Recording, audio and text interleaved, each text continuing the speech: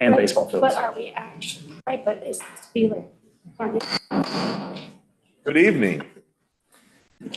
I'll welcome you to the Pittsboro Board of Commissioners meeting for March 9, 2026, and call it to order.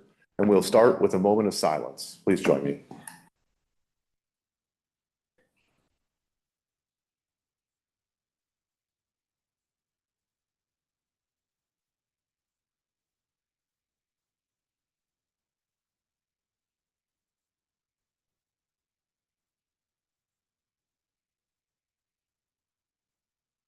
Thank you. Mayor Pro Tem Farrell, will you lead us in the Pledge of Allegiance? Right. Would everyone rise for the pledge? Allegiance to the flag of the United States of America and to the republic for which it stands, one nation, under God, indivisible, with liberty and justice for all.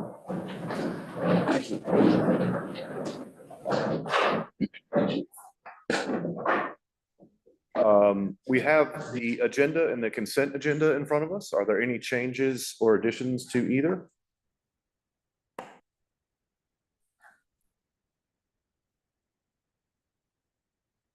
If not, I'll take a motion to approve the agenda.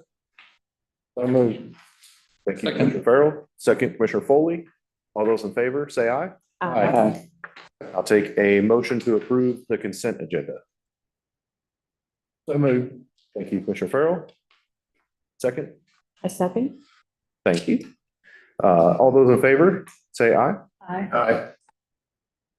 Thank you.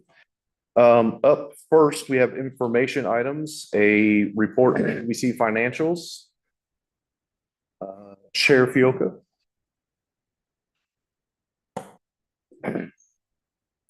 Hi, folks. Thanks for having me, allowing me to just give you an update. We try to do this quarterly for the newer board members, and we're at any time I'm open to questions about what is going on with the Pittsboro ABC. I sent some information for your packet. You'll notice that our sales are up, our revenues are up. Do remember that the new store, the second store, didn't open up until May of 2025, so we won't have comparable sales and expenses until that point in time. But the trends are great. Already we're one of the top producing boards in the state and the region, which we're very proud of, all due to the expansion of Pittsboro. So anything that you do to improve and develop Pittsboro, we can make you money with that. So that's the general idea. I will note that the general national trend and regional trend is for mixed beverage sales to be going down. And you'll see that in the financials ending December 31st, that our bar and restaurant revenue is down. That's across the country. People are drinking less, or economic pressures are causing them to drink less. And people are also just drinking less alcohol. But despite that, we still had higher sales, and that's because of the walk-in traffic.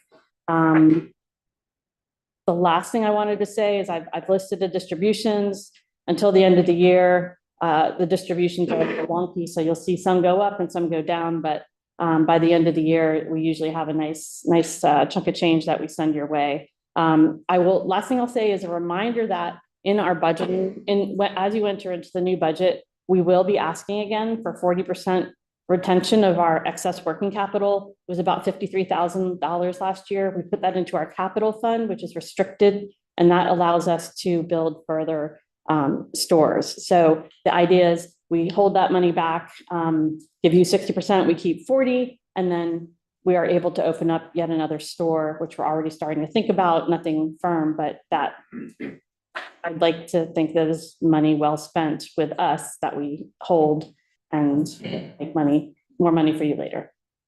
Anyway, that was not the most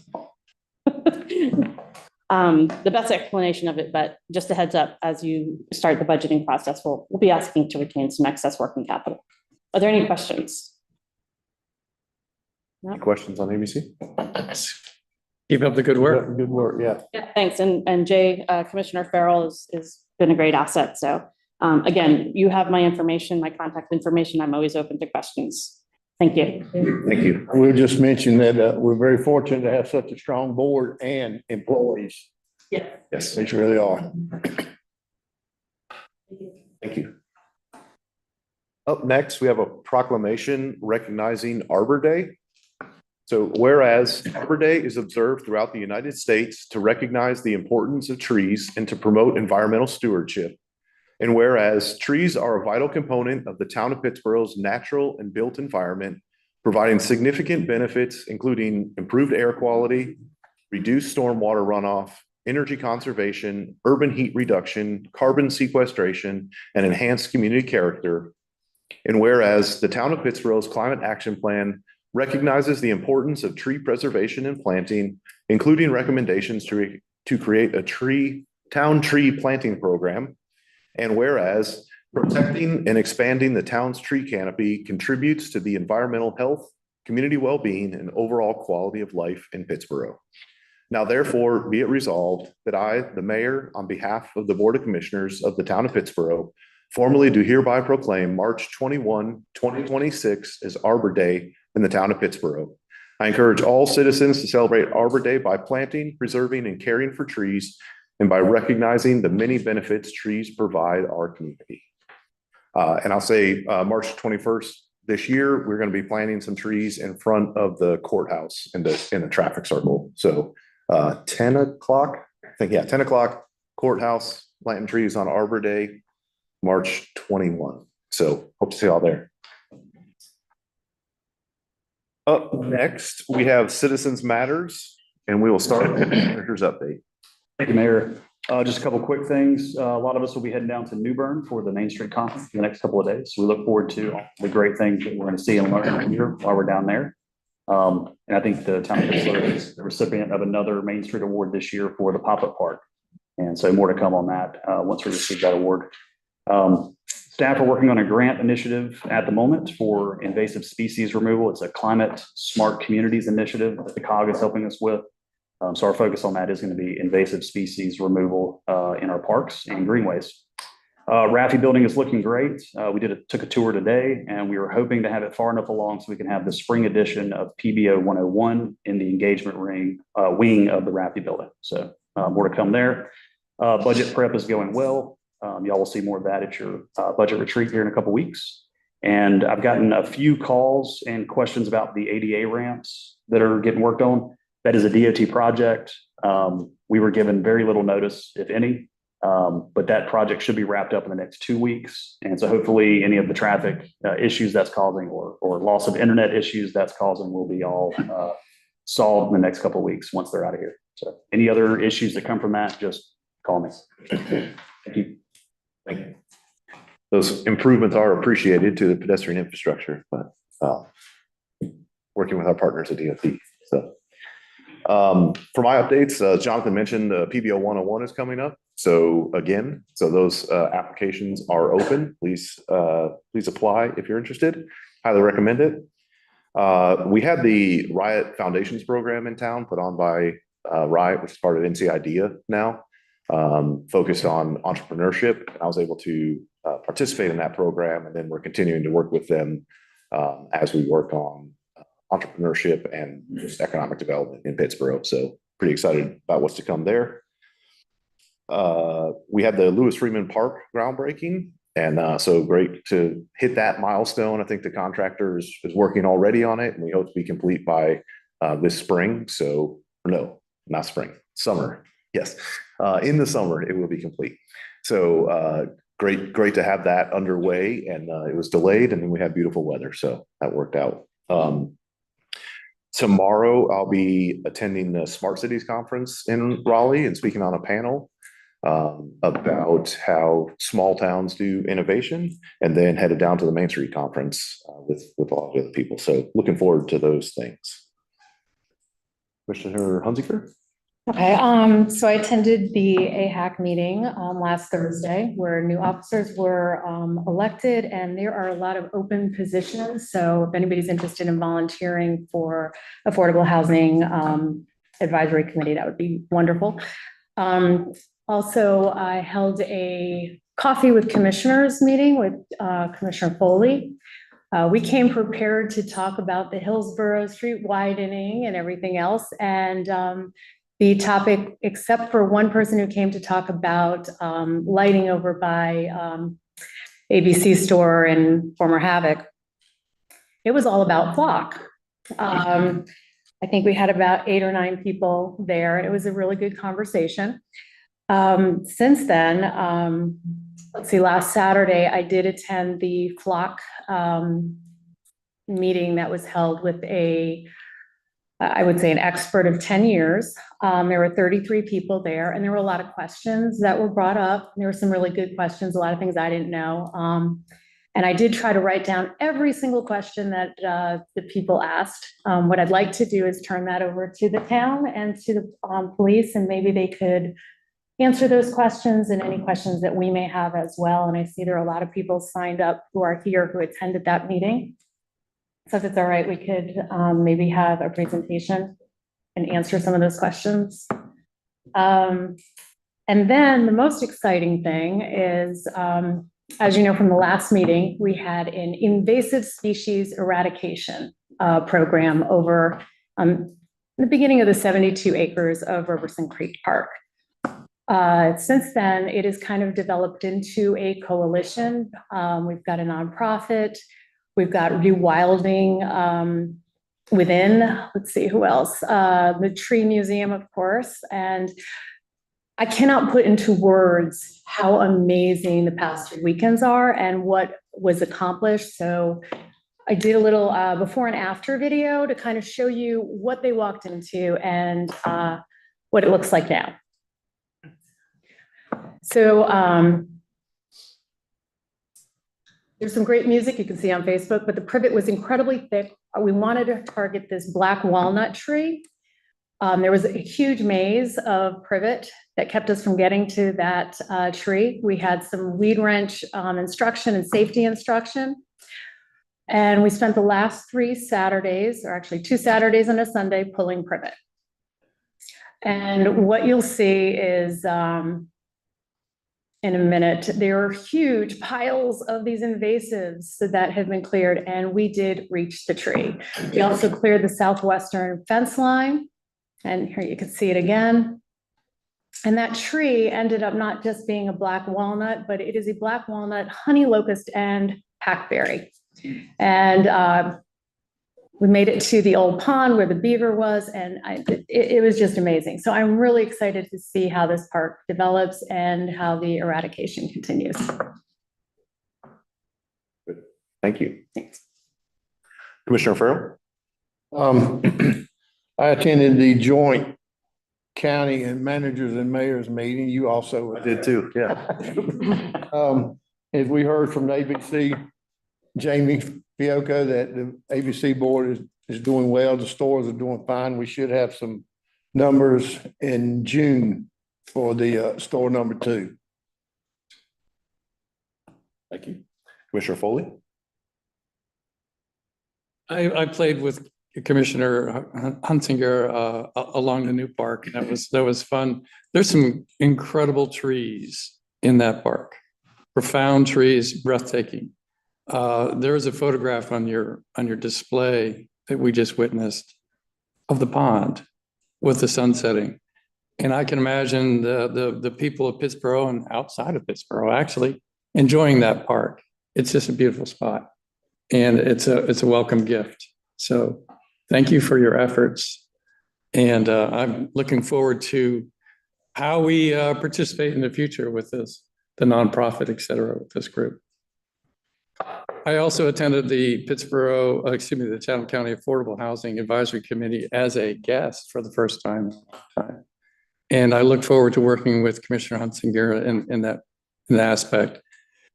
I am now a member of the Chatham County Economic Development Corporation.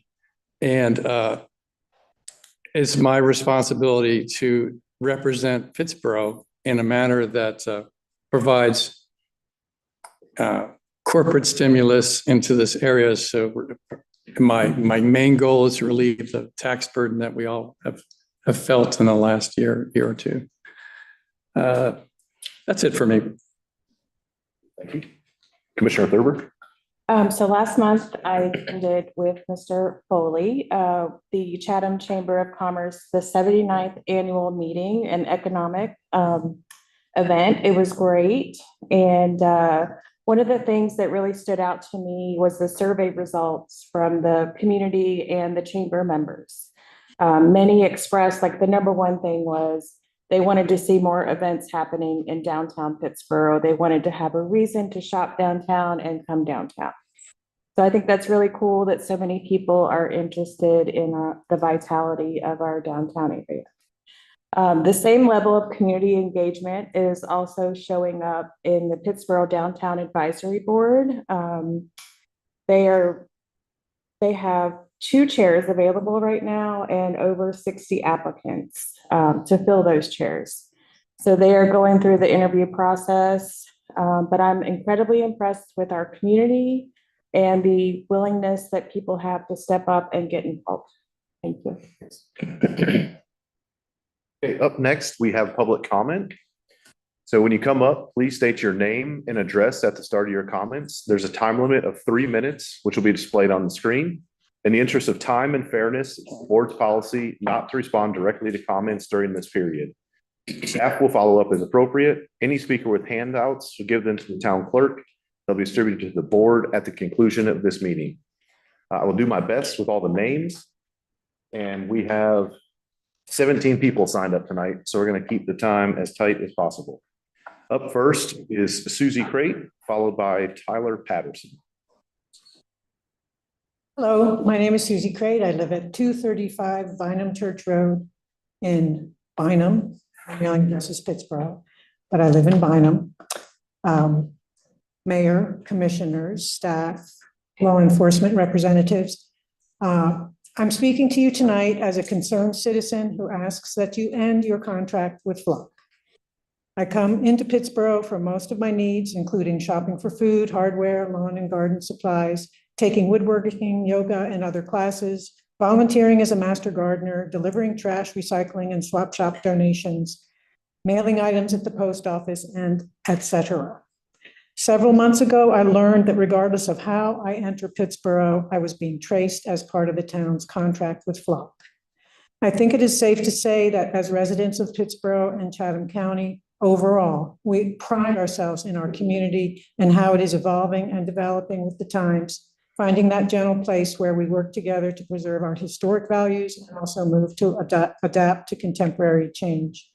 However, the surveillance intentions of Flock and their potential self-interest in selling out our data for reasons far beyond the intention to protect and surveil for local crime is a threat to our community. In fact, it is a Fourth Amendment violation.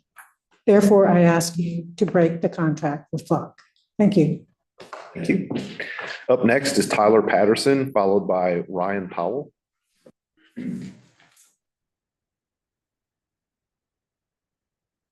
Evening. My name is Tyler Patterson. I'm at 118 Bynum Hill, also in Bynum. I'm a local electrician. I'm a husband, father, and a NC Piedmont native. And I'm here tonight to voice my enthusiastic support for these Flock cameras throughout the town. Far too long, people in this community have been driving around with the outdated expectation that their daily movements are not automatically recorded somewhere. These cameras can finally bring us into the modern era by ensuring that every time we pass the right pole, our license plate, time, and location are logged in a searchable database. The best part is that no one has to consent. You don't opt in, you can't opt out. If you drive on a public road, you're on record. This kind of frictionless compliance is exactly what modern surveillance infrastructure needs. And the benefits go well beyond solving crimes. Over time, we'll build a really useful data set showing where people live, work, worship, visit friends, and when they leave town. It could quietly reveal things like who regularly visits a particular house of worship, who goes to Planned Parenthood or clinic, and which homes appear empty for several days. I'm sure that kind of location data could never be misused, accessed improperly, or leaked. It could even open the door to exciting possibilities like analyzing driving patterns for insurance purposes, mapping movement trends across the town, or identifying exactly when someone tends to leave their house unattended for a few days. That also helps shift public safety away from messy things like community trust and human judgment and toward automated monitoring systems sold by venture-funded firms in Silicon Valley, which is obviously where small towns should be taking cues on freedom and civic life. The investor backing behind Flock should reassure everyone as well. Like Founders Fund, the venture capital firm founded by Peter Thiel, co-founder of Palantir, and Anduril, who develops AI-enabled surveillance systems and autonomous military drones. When you zoom out, this isn't just a camera program. It's an opportunity for this town to participate in a growing technological ecosystem dedicated to collecting and analyzing human behavior at scale. The beauty of systems like this is that once they are implemented, they rarely stay small. Once the cameras are installed, it becomes easier to add more. Once the data exists, it becomes easier to analyze it. After all, nothing says freedom like having routine daily movement monitored, logged, and stored, preferably by companies whose business model depends on making surveillance feel normal. For the record, this was sarcasm, and I am 100% opposed to flock cameras or any other form of mass surveillance by government or private companies. Thank you. Thank you.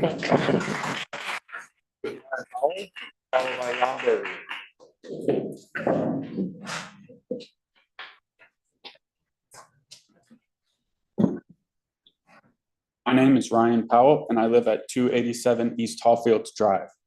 I have been living in Pittsboro for almost 6 years. Since I have been living in Pittsboro, I have enjoyed freedom of travel, freedom from surveillance, and freedom from digital policing. That is, until I learned about the recent installation of flock cameras in Pittsboro. I have come to be aware of the dangers of flock cameras through videos on YouTube. In those videos, I have seen multiple instances of innocent individuals and families with children being pulled over at gunpoint in what is referred to as felony traffic stops, when flock cameras falsely identified their cars as stolen. Unfortunately for those families, there is little to no legal recourse, as it can be argued that the officers involved were operating under legitimate and valid probable cause. That probable cause, of course, was falsely given to them by the network of flock cameras and the artificial intelligence that controls them. I am no Luddite, and I am well versed in both the strengths and vulnerabilities of artificial intelligence, which flock cameras rely on. I received my bachelor's degree in computer science, and I am currently enrolled in the artificial intelligence track of the Master's in Computer Science program at North Carolina State University. I have also studied digital security as one of my many hobbies and passions, and I used to work as a software developer in the digital security field. I am well aware that AI is one of the strongest and most powerful tools in a hacker's tool belt today. Therefore, it is not mere conjecture, nor is it fantasy that makes me fear for the safety of myself, my family, and my community when AI and digital surveillance is deployed against us. I am a legal concealed weapons carrier and an avid shooter and hunter. I often travel with firearms on my person or in my vehicle, a right that is granted to me by my Creator and is enshrined in our great country's Constitution. My wife is an immigrant, and she is still learning the rules, laws, and procedures of our country, state, and county. The two of us together have a daughter that will soon turn 2 years old. It is for all of these reasons that I fear for the safety of myself and my family if, God forbid, any of us were to be falsely identified by the network of flock cameras in Pittsboro as felony perpetrators. If I or my wife were to be pulled over in a felony traffic stop, there is a non-zero possibility that a misunderstanding could occur and violent action could be taken against us. As I stated previously, in such a case, legal recourse would be limited at best and impossible at worst. The dangers of flock cameras, digital surveillance, and policing by artificial intelligence far outweigh any perceived benefits. For that reason, among many other reasons that I do not have the time to cover, I am completely and wholly opposed to digital surveillance and policing in any regard, context, or facet. Thank you. Up next is Jan Berger, followed by Amy Allen.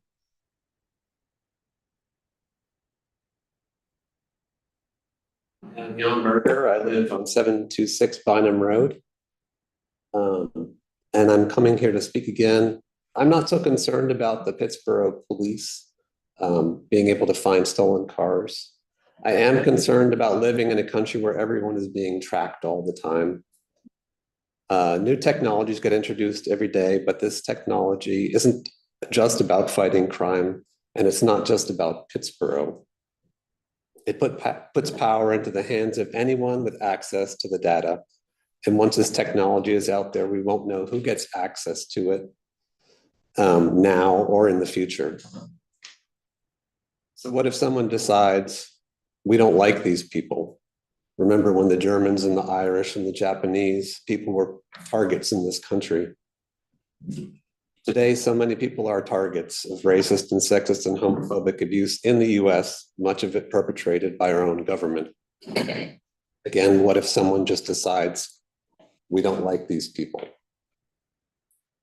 What would have happened during the civil rights movement if local sheriffs had continuous surveillance of people trying to help others register to vote? I don't know if we can stop this technology from spreading across our country, but we can stop it here in Pittsboro.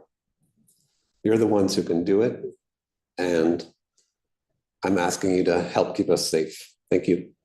Thank you.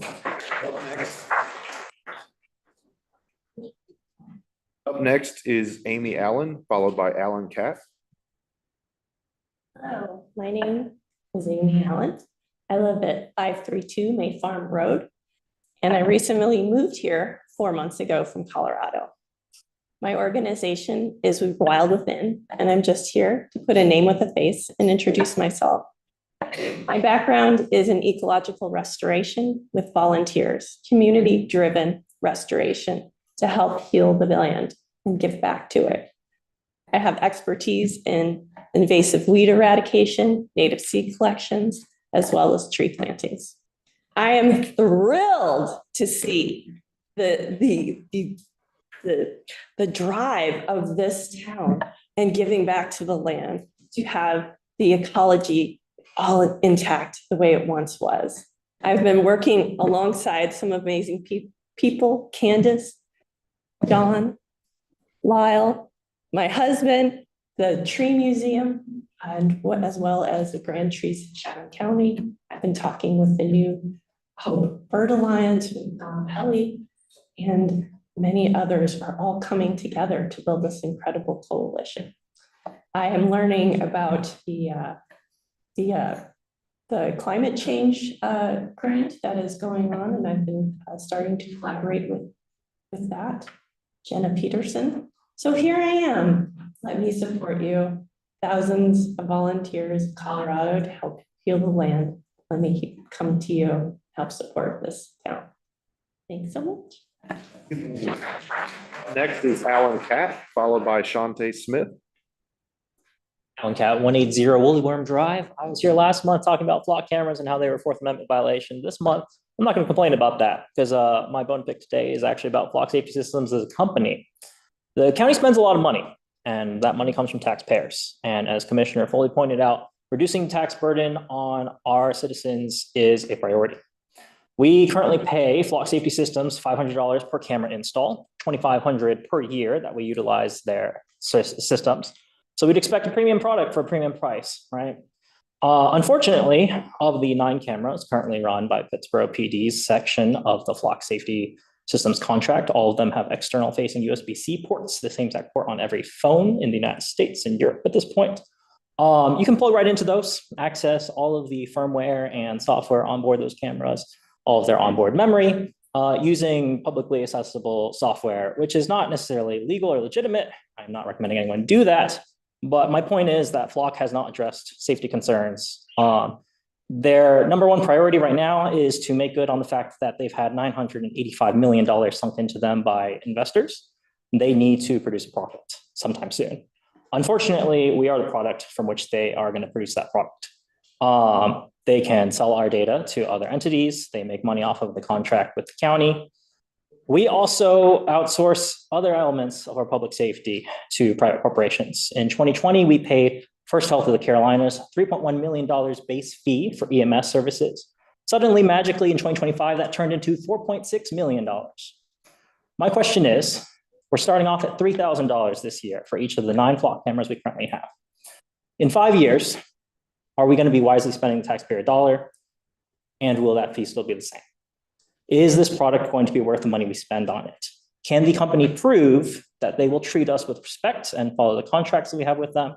Or is it going to be like Hillsborough, North Carolina, where the commissioners found that after spending $81,000 on the same exact product we have purchased, that their attempt to cease using flock safety cameras was met with resistance, and that they actually had to install manual physical barriers in front of these cameras because the company did not respect the authority of the local municipality. I am afraid that both from a fiscal and privacy standpoint, the company will not respect our contract in turn. I highly recommend the commission consider looking at alternative companies, consider an in-house solution for CCTV, consider bringing it to a vote for the general public as to how to spend our funds and whether or not we allow this technology in general. Thank you for your time. Thank you. Next is Shante Smith by Robert Hopwell. Good afternoon. Shante Smith, 135 Ballantrae Court, Apartment 1. I'm also the pastor of Mount Sinai AME Church located at 176 Chatham Street. I have a few of my members here. I'm sure they're here to also state that we are in opposition to these cameras continuing to be in the town of Pittsboro. I don't have much more to add than what has already been said, but I do want to say that that is not the type of innovation that we need in Chatham County. It doesn't help with community building, and it doesn't make us feel safer. Thanks. Thank you. Followed by Crawford. Is there a Robert Popshimmer here?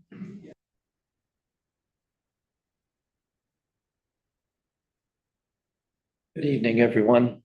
I had the opportunity to speak to a few of our commissioners at 2 other meetings concerning flock. I want to give you a little bit of background on myself, and I'll do it as fast as possible. I was Special Warfare United States Navy submarines for 20 years, 8 months and 13 days. After that, I was a specialist in Foreign Service for 25 years. I've worked in countries, very corrupt countries where people were mistaken due to surveillance. I've been surveilled, I have been shot at, I've been blown off my feet.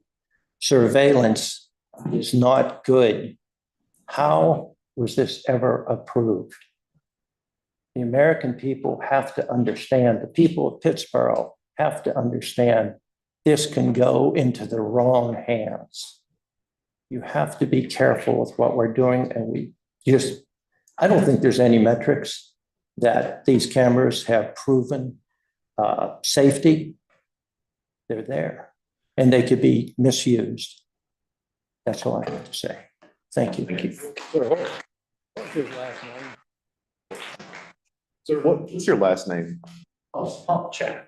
Popchak? Popchak. Okay. PCHAK, just the way it sounds. Okay, thanks. Up next is Philip Crawford, followed by Tabitha Joy.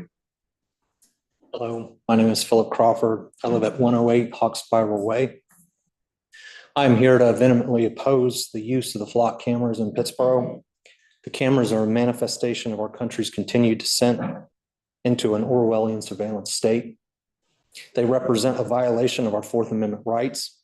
Our tax dollars should not be used to line the pockets of companies engaged in indiscriminately collecting and carelessly handling aspects of Pittsboro's residents' lives. If this continues, it is only a matter of time before the information is used in an illegal and abusive manner. Please turn off the cameras, delete the data, and use our tax dollars to fund public assistance and community improvement programs instead of mass surveillance of residents. Thank you very much.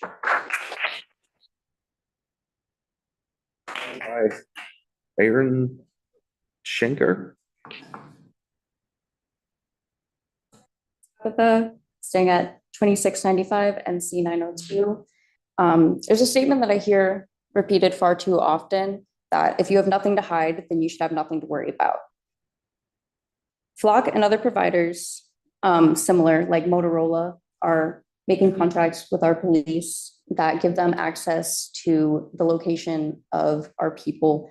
And in several, sorry, I'm nervous. In several states so far, the police have been found to have misused this data in order for personal reasons to track exes, family members, to track their whereabouts against their will. So these are people who have not committed crimes. These are people who are being tracked against their will for personal reasons.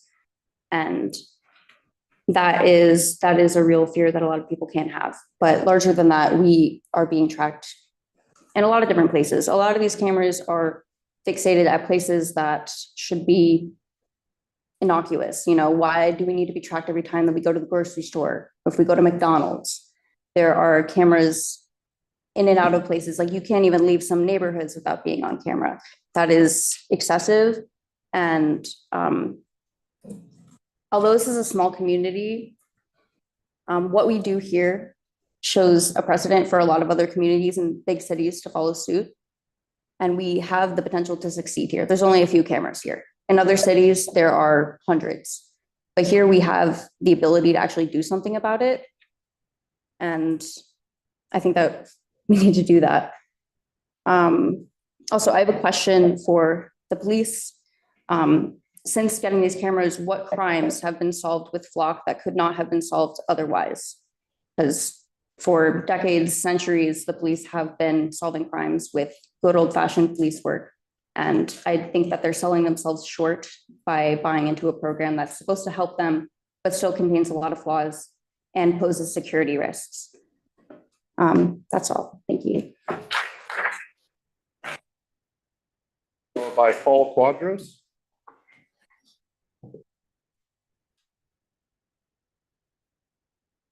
Hello, I'm Martin Shunker. I reside at 2695 NC 902. I don't have any statement prepared for you guys today. I just want to speak to you, ask you a couple questions. These automatic license plate readers, as they're marketed, they're supposed to read license plates, right? I don't have a license plate. I don't have a car. I ride a bicycle. Every time I leave my house, and if I go to the grocery store, I pass a camera. If I go to the park, I hit at least 2 cameras. Round trip, that's four sightings. Do you need that information? Chief Johnson, do you need to see me on a bicycle 4 times if I go to the park just to enjoy my day? If I go to the grocery store to get bread, do you need to see me? These cameras, they're not really police officers doing stakeouts. It's more like a creepy robot librarian that just sees you all the time, running 24/7, no matter what. And identifying patterns using what? Some God knows what algorithm. You guys don't know. Flock knows. It's their computer scientists doing that. I don't understand why you need that information. If you want to be so watchful and write down these patterns, may as well send a detective into my home. See the way I butter that bread that I bought. Maybe I hold my toast in the wrong hand. Some people say that left-handed people are more likely to commit serial murders. I don't know if that's true. Flock might think it's true. The cops might think it's true. So if I butter my toast wrong, what? I get locked up someday. It's absurd. It makes no sense. It's a weird example, but it's a strange thing that's happening here. I don't understand why I need to be watched constantly. I don't think anybody likes being watched constantly. It doesn't feel good. There used to be a song. I feel like somebody's watching me. A paranoid person sang that song. It's not paranoid anymore. It's normal. We're being watched. It makes me uncomfortable to be outside. I want to be at ease when I go on a bike to the park, not feeling paranoid. That's all. I want these cameras taken down. I would appreciate if all the data was erased. Any contracts with Flock, end them. There's no need for it. Nobody wants it. People being watched do not want to be watched. No one feels safer. No one is advocating for it. Just take them down. Thank you. Next is Paul Quadros, followed by David Patterson.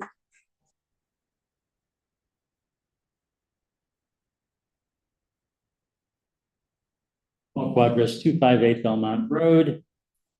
I don't have much to add than what people have already said. I'm opposed to the Flock cameras and opposed my own personal sense of security and my own civil liberties, as well as my Hispanic immigrant friends and family who are also opposed to this.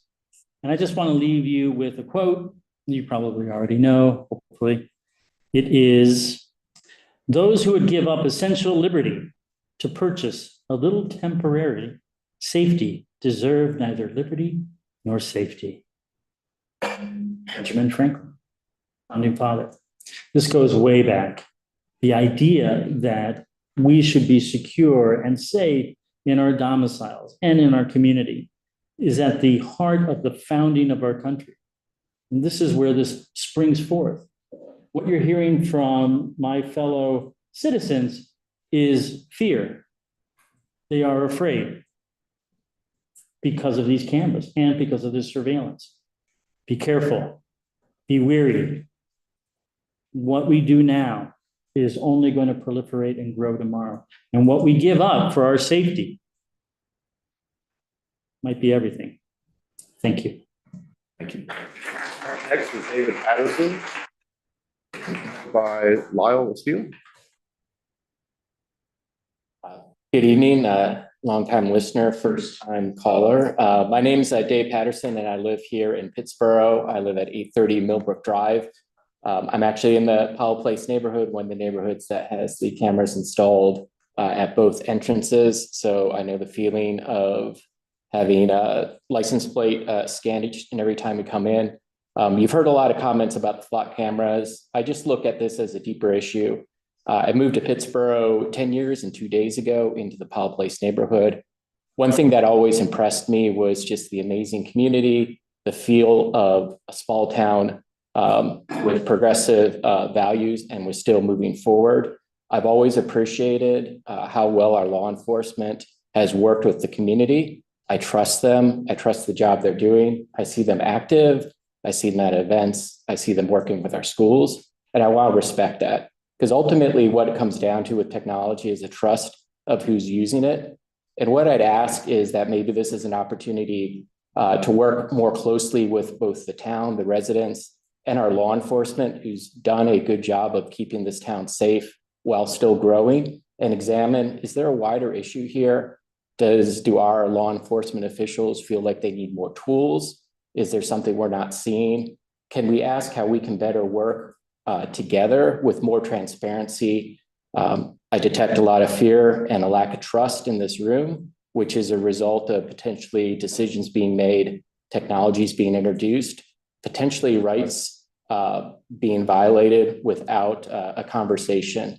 And so all I would ask for this group tonight to think about that, to think about the amazing community that we have, to think about a community that is growing and will experience a lot of challenges. And the only way we're going to overcome these challenges is continuing to work together as a community to protect what we have, yet make room for growth in the future. And so I hope you guys honor that, respect that, and use this as an opportunity to ask more questions, investigate the needs of the community, as well as our law enforcement, to make sure we can keep Pittsboro the place that I think we all know and love. Thank you. Thank you.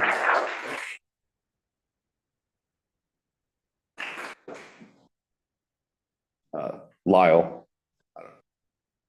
You turning the lights on? I don't know. Somebody leaned against it. My name's Lyle Estel and I work down at 220 Lorax Lane in Pittsboro. I live in Moncure. And I just wanted to thank you guys for enabling the citizen-powered energy that is broken out around the proposed new park. Jonathan got us a 72-acre tract down there by the plant, and thank you for your help, Candace and John Bonnets and John's visit us, John Foley's visit us. Come see us. We've got a group of volunteers. We're learning how to weed wrench. We're learning how to eradicate, and we are getting ground. We've created some interesting scenes, and things are taking shape remarkably. So I really just wanted to thank you guys for doing that. I also think we need to give a shout out to Reginald for that proclamation that you did, Mayor, on Arbor Day, and also the work that he's done on trying to get us a tree city designation, which I think means we need a tree ordinance, we need a tree board, we need to keep pushing on. If we don't pay attention to our trees, I'm here on behalf of the Tree Museum, then we're going to end up hot, dry, and flooded. Let's not let that happen. Thank you. Bradley here, by Tanya Garcia. Bradley Pierce.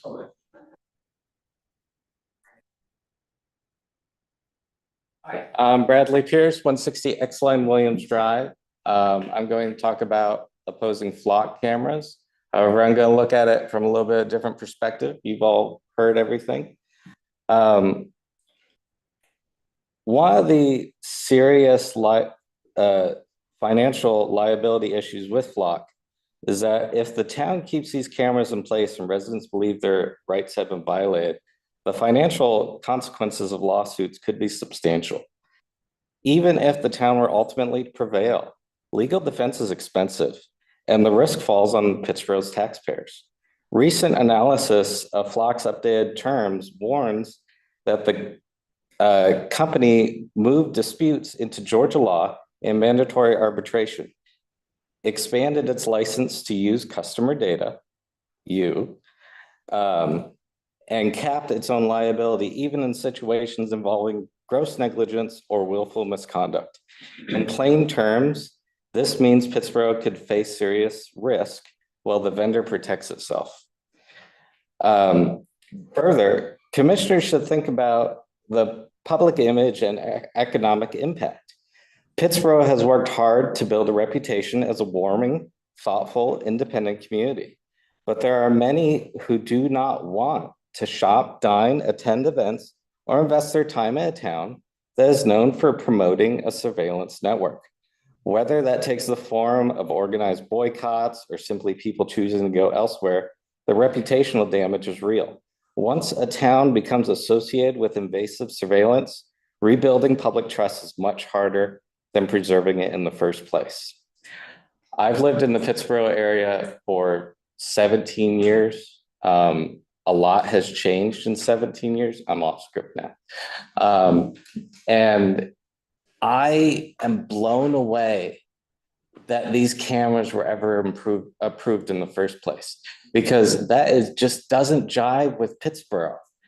I mean, that's something I might see in Raleigh where there's red light cameras, dense population, but then you come to Pittsboro, it's Pittsboro. It's not some crazy place.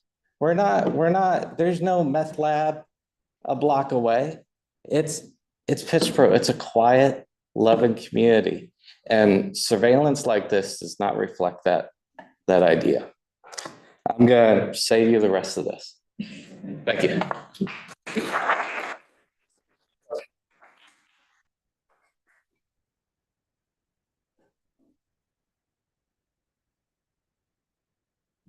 Hi, everyone. My name is Tanya Garcia. I live at 47 Lockville Street, and I'll give a little bit of my background as others have. I hold a bachelor's degree in criminal justice, and professionally, I work as an owner of a time tracking and data management system within my company. My work focus is mostly on large-scale data systems, including data integrity, retention, archival processes, and governance.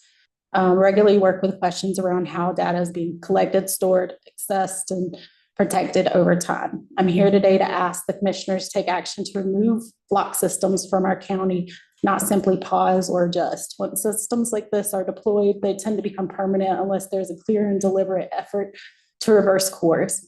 And experiences in other communities show that fully turning them off is not always as simple or as immediate as people expect.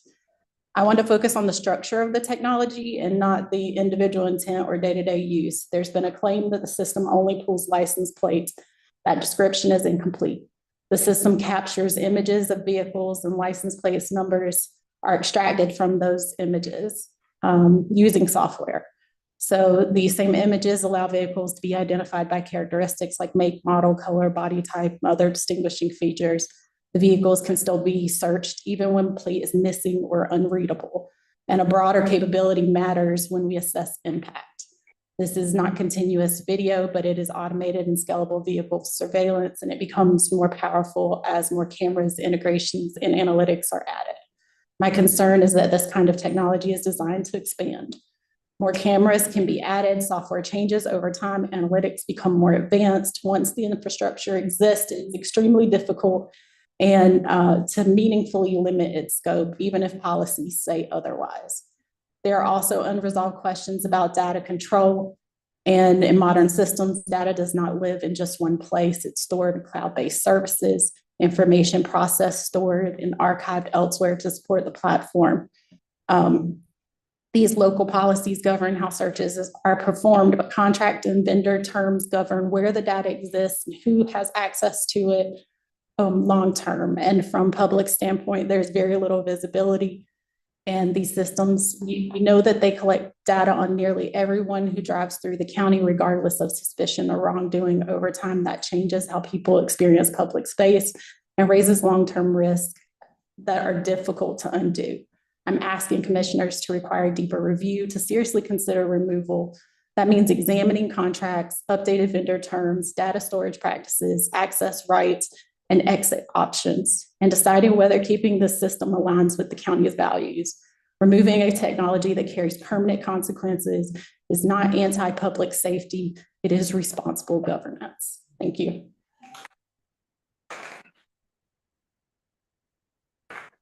Next, we have a public hearing on hotel incentives. So I'll take a motion to enter the public hearing. So moved. Thank you, Commissioner Foley. Second, A second. Commissioner Thurber, thank you. All those in favor, say aye. Aye. Aye. Thank you. Mr. Messick? Mr. Mayor, and members of the board, in your agenda package, you have a summary of various commitments and incentives that were discussed by the town board in 2018 when the developer of Mosaic, the commercial area, came to the town along with representatives of the Economic Development Corporation, and we're talking about possible hotel in the Mosaic area. In 2018, the town board discussed those commitments and made the list that you see attached in your agenda package. And in consideration of those commitments, the town board back then was willing to offer the incentives that were listed there, which was a payment of a grant each year of a percentage of the ad valorem property taxes paid by the hotel. No contract was ever entered into between the town and the hotel developer before the hotel was actually constructed. But now Mosaic Hospitality LLC, which is the developer of the hotel, has asked that the town honor its commitments back in 2018. Such an economic incentive requires a public hearing, which is here tonight for you to listen to any input that the public may offer about whether or not this is a valid public purpose that would promote economic development, job creation or retention, increasing the tax base, tourism, downtown activation, or other kinds of public benefits. After you have heard any comments from the public, I hope you will consider the attached resolution that's also in your agenda package. And if you so find that this is a public benefit, then adopt the resolution and authorize the manager to negotiate and sign an incentive agreement with Mosaic Hospitality LLC. Thank you. And if you have any questions, I'll be glad to try to answer. One question, Paul, the schedule now that we're sort of off schedule of it opening, is that starting? So like the first year incentive payment, that would be after there's a contract, correct? It's not retroactive? Yes, sir, but I think it would be in the this current fiscal year. It's in your budget in anticipation of doing this. Okay. Are there any questions for Mr. Messick? I had just one or two regarding the 1/3 of all full-time employees, but the EDC did a very good job in following through with that. And the hotel operator for transportation. Don't see anything, I've overlooked it regarding that. In the summary from the EDC, Mr. Farrell, number 5 on the second page, on the back page, EDC has confirmed that it's available. Okay.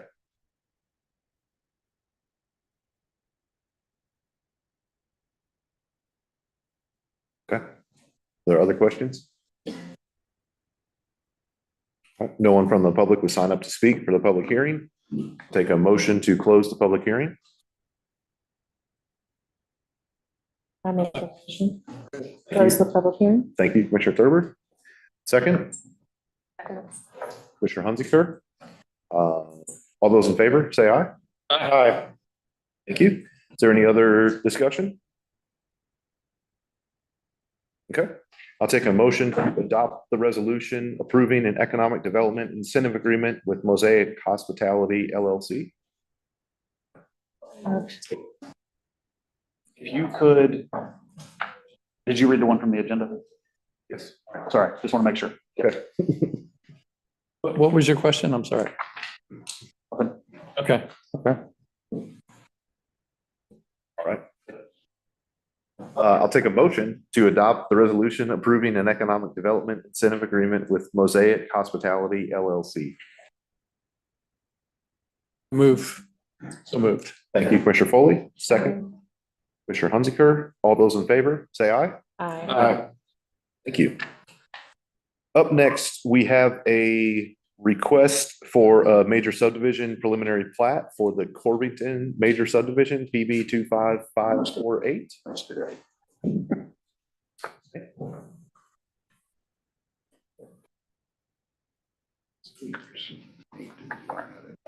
Speak.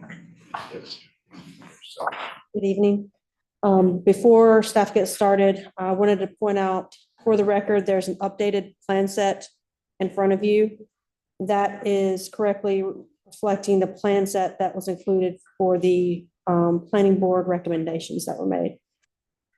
Second item is we have a new planning staff member. She's our senior planner, Miss Lauren Staudenmeyer. I'll say that name correctly. All right. Could you real quick, what are the differences between the set that was provided and the set that you provided to this? That was one of the next Okay. pieces. Yeah. So I'm just going to sit over here and be. all right. The plan sets on your desk. Actually, if you look at sheet 3, there's some highlights on that sheet. The 3 items that were requested were to add the fence around the stormwater control, the easement for the stormwater control, and the easement for the wall located on lot 86. And that's why they're highlighted on there. Right.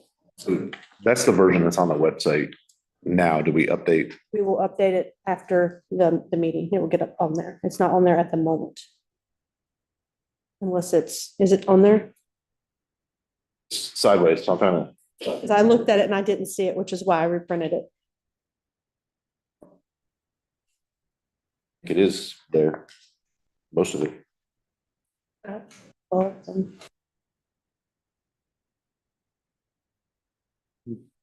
Maybe not. I'll believe you. I can't. we'll update it again to make sure. All right.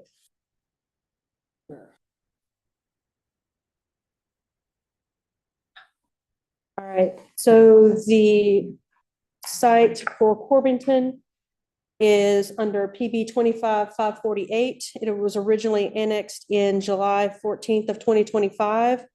And the zoning was done on 6/9/25. So that rezoning was to an MRCZ from originally being a traditional piece. And then it did match the future land use from that traditional as well when it was updated.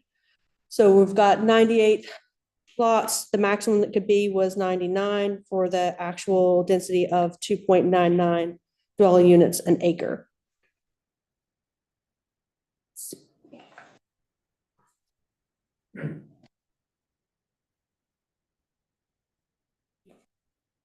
For this plan sheet, you can see that there's a 5-foot sidewalk. You can see it up there, along Old Graham Road. And then right as the 50th CO is issued, they're expected to have the majority of that sidewalk in place. Public recreation, there's also a greenway along the eastern portion of the site. These were items that were included in the conditional zone rezoning. And it does meet all the requirements for the zoning district itself. These are the additional outline items that was in there, and there's an actual staff analysis report that goes with this. And then we don't have any additional items. It does meet all the plans. So if you have any questions, I can go through that, but there's really nothing additional for requirements. I do have a question regarding the second exit or entrance into the community. It's a temporary, not temporary, but gravel driveway, gated, correct? But the part that's actually connects with the outer road is actually stable. It is per NCDOT style entrance. The other section is gated off, so no one would go across it. And the fencing around the stormwater pond, looking at it, I'm seeing 75% surrounded. Can you describe the, I guess that would be the southernmost side of it? Why, is there fencing there or not? That fencing is not noted on the plans on that side. It is on the side where the wall is, and that's usually where that fencing portion is, where the other would meet the grade on that back side. Right now, this is actually preliminary. They haven't finished the design, so they would need to redo it when they get to the CDs. This is just graphic.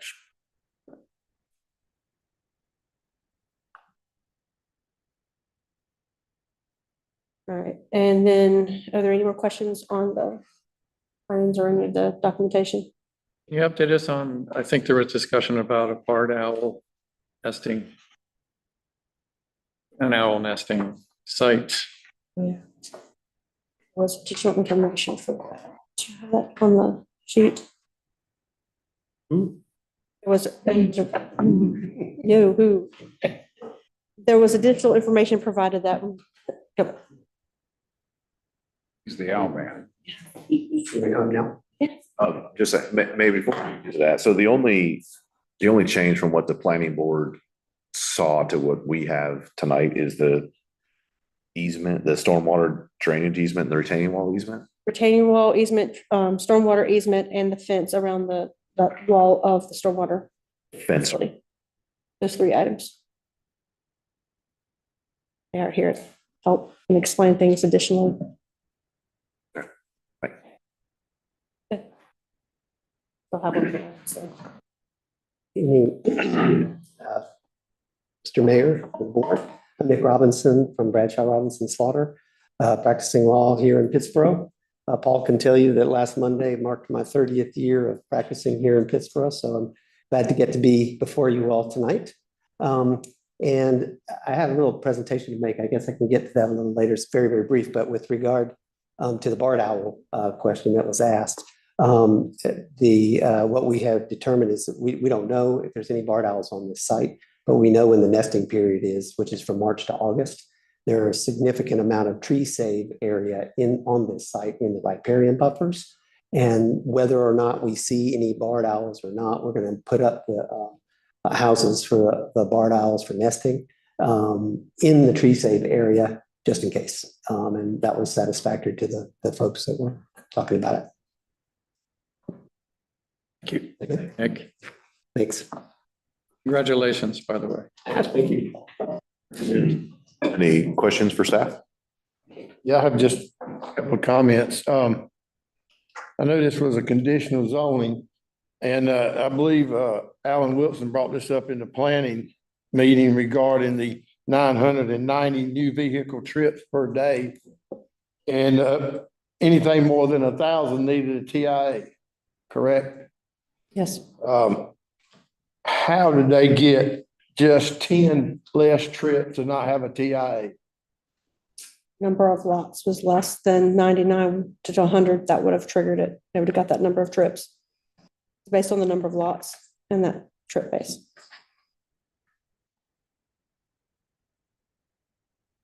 Statute, right? Okay.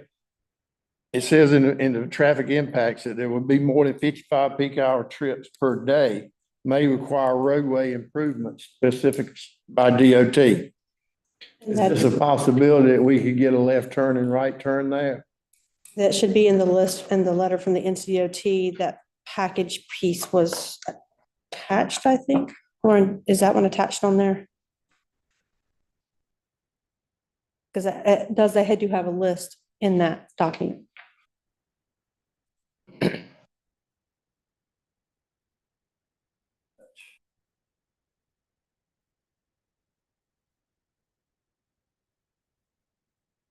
Yes, pick.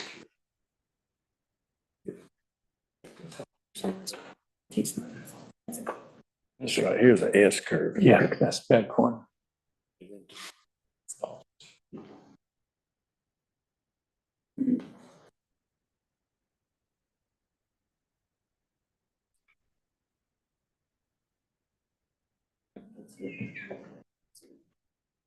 So the letter from SDOT has the requirements, and I do not see it in that list, but that is available, and we will get that out as well. I'm sorry. Get the requirement list out by SDOT, but they would make the final list of what can be required based on the findings. Okay, I frequent that road quite a bit, and just the drawing to scale here leaves out that large S curve where this opening for the fire access is, and it's 1/10 of a mile. I measured it, 1/10 of a mile from this opening to Miss Dunlap's house. And that's a very, very curvy, constricted road, and we're getting more traffic on that old 87. There's been numerous wrecks that's been in that curve that have ended up in the dentist office's yard and front yard there. That is in that hard S curve. I'm just thinking about the safety for the residents and people coming east and, north and south on 087. We can look specifically at the designs in those sections and the impacts here in this, the construction drawings for that as well. Make sure that they are taking that into account. So would those DOT recommendations, actual recommendations come at this phase or at the subdivision phase? The rest of them can come at CDs because it would be one section of revision. If there's anything additional, I don't see anything on the list. Correspondence. CDs. The DOT does not require the TIA.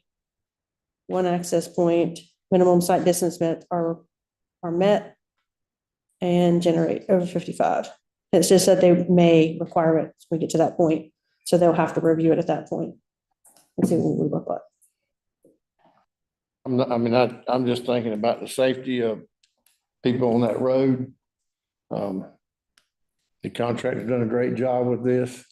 I don't know what DOT would allow for stacking. I don't know if could be something as small as what we had put in on Springdale Drive 10 years ago. Yeah, I'd say that's a 2 or 3 car stacking. Just something to get people off the road and keep traffic flowing. We'll have to speak directly with NCDOT. I think we're looking at Jen Britt. She has the most recent documentation on it, so she would have it. Okay. Request that. Thanks for asking, Jay. It's a very busy road, and I've had the same thoughts. Thank you. Plus, we're gonna have a new sidewalk there, Mhm. pedestrians on it. Will the sidewalk have a bike lane, or will it be a bike lane? It is a 5-foot sidewalk according to the initial zoning. And a 10-foot multi-use path is the greenway portion of the backside. So 5 foot on both sides of the internal subdivision streets and then when it gets to Old Graham for that boundary. So yes, it's both sides 5 feet. And then the traffic circles also built in this section as well. Correct. The traffic circle. That's from the track. That goes right into the. Yeah. Cambridge. Yeah. So it's a 5-foot sidewalk, no bike lane on the road or anything. It's just the 2 5-foot sidewalks, that's it. There are a lot of bicycles that travel that road. That's why I asked. I think it would make it tricky if we put sidewalks in for them. So May, can you talk about the timing of this? Because it was kind of, just to make it clear. So the way the process will proceed won't be delayed, correct? Nothing. unless the DOT says something. Is that correct? That's correct. And is there a doubt that the DOT will take their time doing that?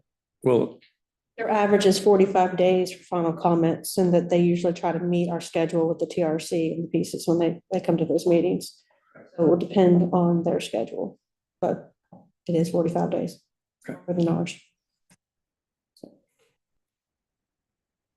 if we call them tomorrow, it'll be, Well, hopefully if we call them, they'll give us a simple answer first, and then they'll go back through and it'll take them long to get a real full answer.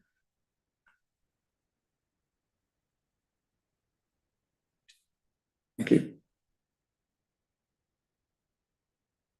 Any other questions?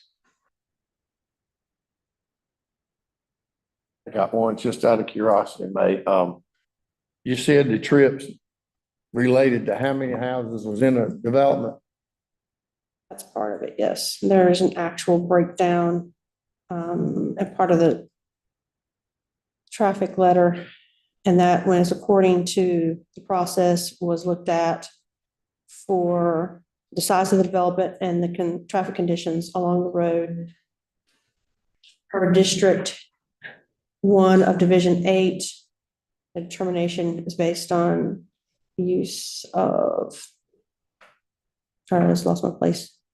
It's a very long document. Yeah, the size of the development and the basic considerations. Do you have additional items that you discussed with NCDOT? What I have. Thanks. I'm making it confusing, but I just assumed by some simple math that 990 trips into 98 houses, somewhere around 10 trips a day. Is that how it goes? So Mark Ashes with LJ. Good evening, board members and staff. So we were fully transparent with this through the conditional zoning process. We hired a traffic engineer from Dewberry and Davis. They presented the data to NCDOT. And actually the data we used is based on a normal house. As you may know, the Corbinton project is planned to be an age targeted community, but there are specific trip generation. It's similar to storm drainage. You have calculations that have been accepted everywhere. So that this isn't a number that we just pick out. The traffic consultant says, okay, for a standard single family residence, and this was not an age targeted residence, but the single family, which would be a higher trip count, this is what it is. And then we forwarded that information to both the town and NCDOT. And that's when Jen Britt with NCDOT said, you don't have enough traffic in the peak hour to justify turn lanes. We're happy to discuss that with them as we do the construction drawings. We also recognize that sharp curve there, and we'll make sure that we take enough trees down from a sightline standpoint that you can see there's a safe stopping distance, and all of that would have to be accommodated, to get the final permits that we have to go through with NCDOT, and we'll definitely do that. Yeah. We also have a slight dive in on the northbound traffic coming out of the circle. There's a slight dive into the neighborhood there. I was just thinking about the safety for not just the residents there, but the people come north and south on 87. Absolutely. There's a lot of traffic. And I'll say this has just been my experience. When you have a section where there's not a lot of driveways and as soon as you pass, you're coming southbound, there isn't this entrance yet, but just beyond us, there's an entrance, right? You've got an assisted living facility. Intuitively, as other neighborhood driveways show up, people tend to, it's a calming mechanism, if that makes sense. And when you have a stretch where there isn't anything other than just some driveways scattered, people tend to speed up. I mean, it's intuitive. We probably all do that. So, the fact that this subdivision is coming in should provide some calming aspect. And even seeing the sidewalk show up, which will start just north of the project there near Oakwood, that should also be sort of an indicator to someone when they're driving. Okay, the scale is sort of changing now. I don't have just a ditch on each side and driveways every several hundred feet. I'm moving into something that's a little more pedestrian oriented. When you get to that full roundabout, you obviously have that right now. So these are all good points, and we'll definitely talk with DOT some more about it. Thank you.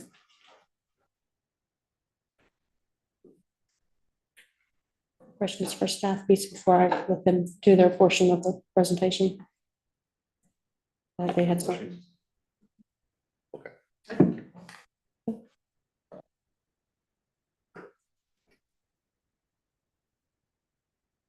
May. Again, Nick Robinson, here on behalf of the applicant. I'll be very brief tonight. Just to always like to mention the legal context of what you're being asked to do. I'm glad to be here tonight on behalf of Blue Heel Development LLC, and that's Julie Gavigan and Zach Lowenstein here, who are from the developer. And as some of you may remember and has been discussed tonight, the zoning for this project was approved in June of last year. And once that was completed for the purposes of platting lots, we moved from last summer's discretionary conditional zoning decision-making process into this, which is a by right administrative platting process. In other words, so long as the plat meets the requirements of the preliminary plats that are set out explicitly in your UDO, so long as it conforms with those conditions in the rezoning approval, then as a matter of law, the plat will be approved. And as you've heard tonight, the good news is that you have a professional planning staff, has a whole checklist in the staff report that tells you every category that's required in the plat. And there's a Y in there, which means yes, is satisfied, or CD, which means it'll be addressed at the construction drawing stage.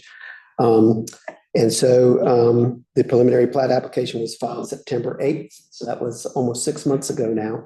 And in the intervening period, we've been working with the staff to make sure that the plat is exactly right. Planning board, as you mentioned, Mr. Mayor, unanimously recommended approval upon review. And if there are any other questions about any aspect of it, including anything, Commissioner Farrell, that you brought up, we're happy to address them. Hopefully, though, we've anticipated your questions and ask that you approve the plat. Thanks so much. If you have any questions, we're here. Thank you. Thank you. Any questions?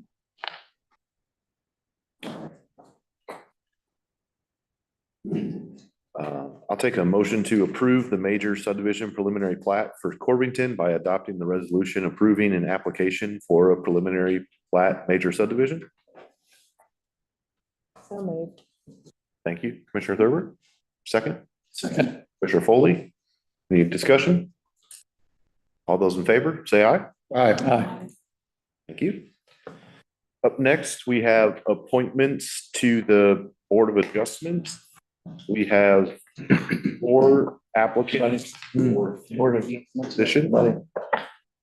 Any favorites?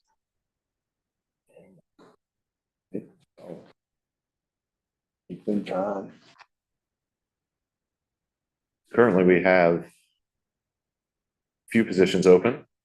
The current applicants are all in town, which means we have 2 in-town positions, regular positions, and 1 in-town alternate position to fill. I would like to make a motion to appoint Hillary K. Ray Pace for she's in town. There's 2 different, or there's Okay. 2. So regular ending 27, regular ending 28. Oh, And regular then alternate. ending December 31st, 2028. Okay. Is there a second? Second. Second, any discussion? All those in favor, say aye. Aye. Any opposed? Okay, 1 down. I'd like to make a motion to appoint Stephen McGregor for the Town of Pittsboro Board of Adjustment in-town member, term ending December 31st, 2027. Okay, is there a second? A second. Motion by Commissioner Hunziker, second by Commissioner Thurber. Any discussion? We have another slot, right? Alternative. Correct. Alternate.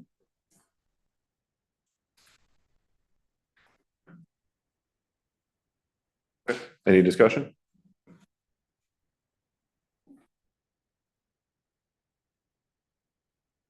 All those in favor, say aye. Aye. Any opposed? All right, motion passes. Last motion is for an in-town alternate member. would like to make a motion to appoint Andrew Stephen Nason for the alternate. The term ending December With the- 31st, yes. 2027. Thank you. Okay. Yeah, I'll second that. Second by Commissioner Hunziker. Any discussion?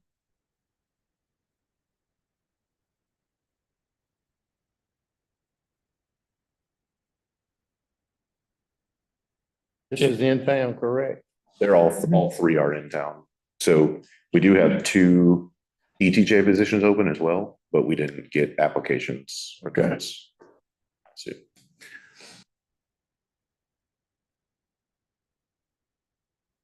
I'd like to nominate Nicholas Shamrock.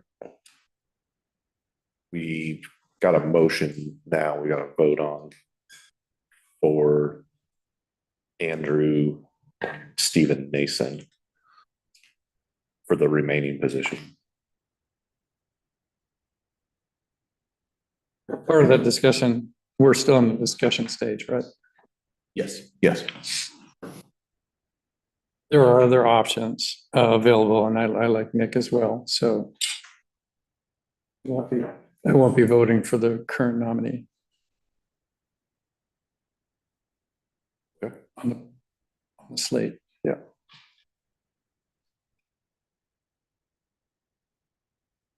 Any other discussion?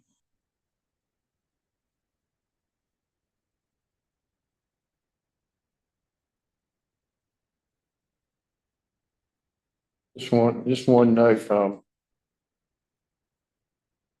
we've got some in-town members that's got 1 year experience in living in the town.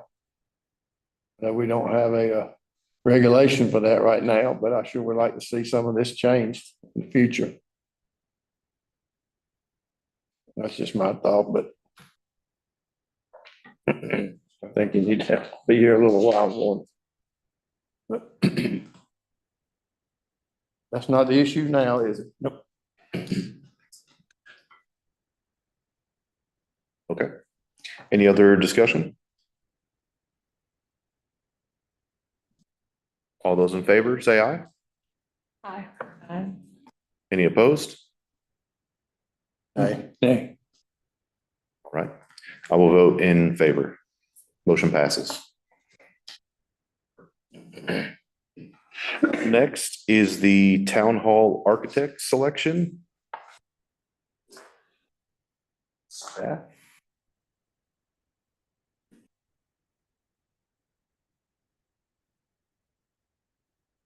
Okay.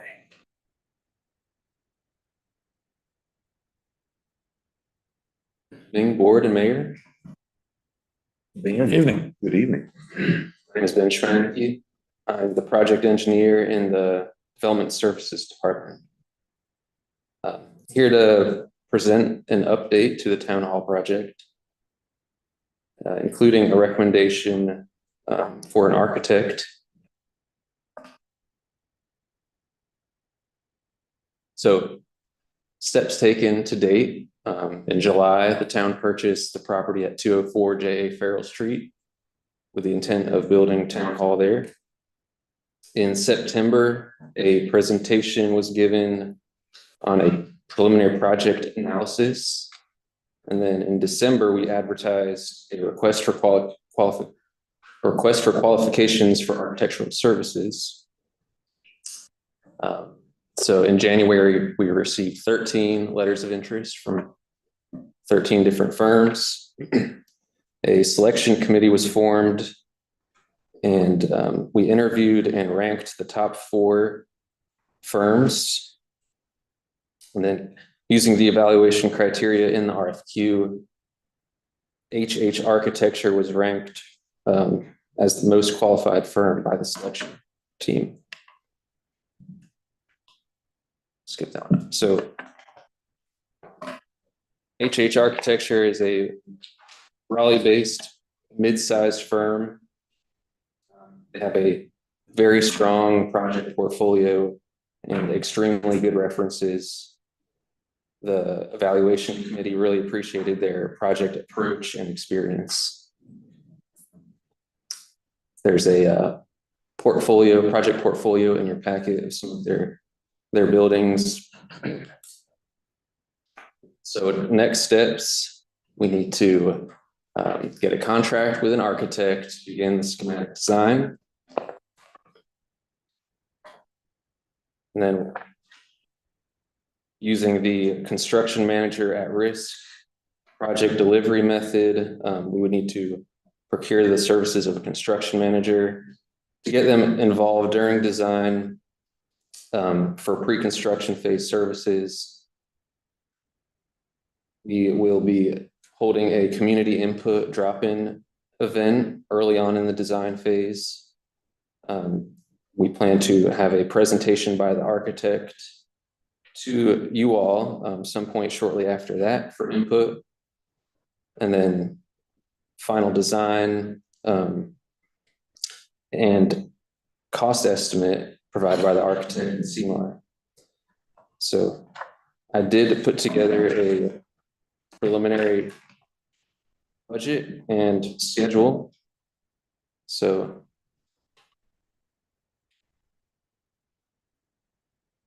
the budget, we currently have a breakout, design, demo, construction, furnishings, fixtures, and equipment, and contingency.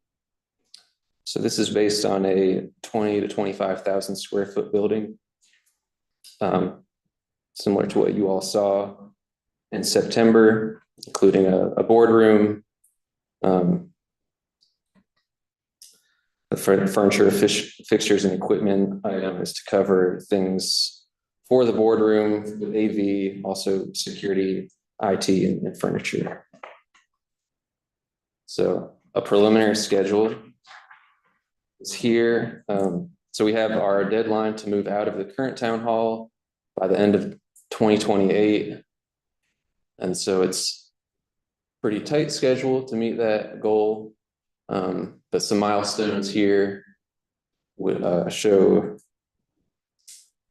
finishing design early next year, bidding out the project, getting the financing all done in order to begin construction in summer of 2027.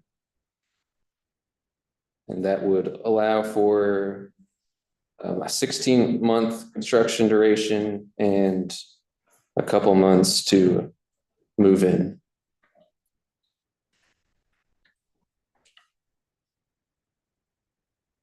So in case you wondered what Pittsboro, Indiana's town hall looked like. Scared me. Yeah. Your building will not look like what we can afford. Definitely appreciate your humor with that. So you got us all on that one. I say Pittsboro on there, so. He got me on it. So any questions?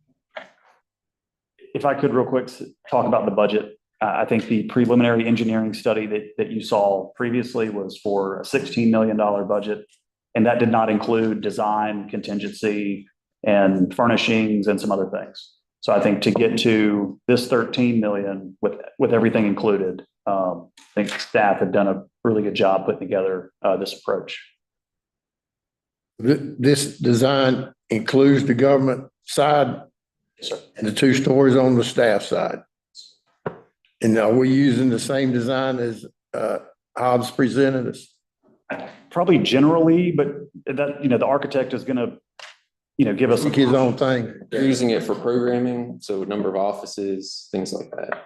Okay. But the building shape, orientation may change, but we think that's probably going to be the most cost-effective approach is, a box for the boardroom and a rectangle for the offices, 2-story. It'll likely be a little smaller than what you saw last year. Certainly be toned down on the exterior materials and interior approach. So this is going to be more of a.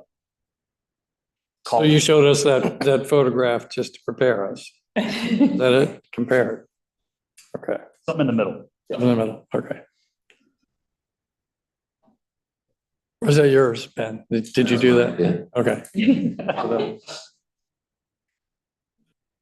And the approach is a CMAR, and Ben can give more information on this, but this gives us up-to-date cost on the design that's being put together throughout the process. So instead of starting a process, getting to the end of a design that we all like and love, and then you put it out for bid and it's $2 million over budget, this will have, touch points throughout the process to know that the design is staying on budget so we don't get surprised.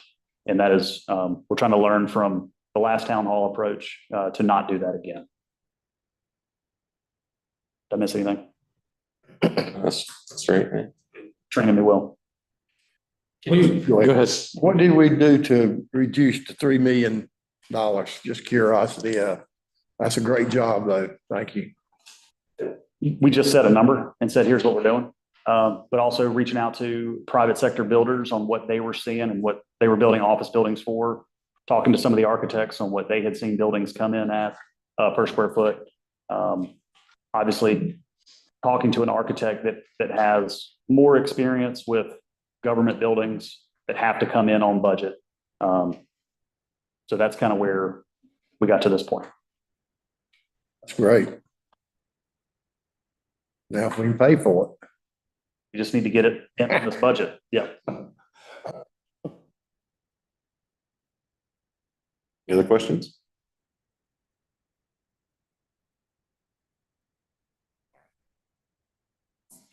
Thanks, Ben. Thank you. I'll take a motion to approve the selection of HH Architecture and authorize the town manager to enter into a professional services agreement with HH Architecture not to exceed $900,000. So move. Thank you, Commissioner Farrell.